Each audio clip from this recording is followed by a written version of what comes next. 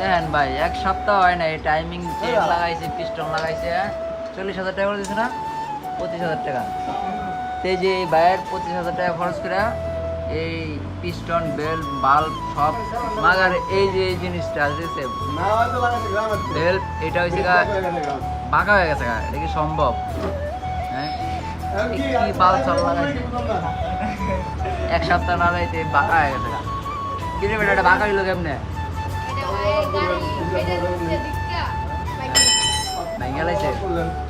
এরকম রাইডার কি দরকার ঘরে ঘরে? এরকম রাইডার ঘরে ঘরে দরকার।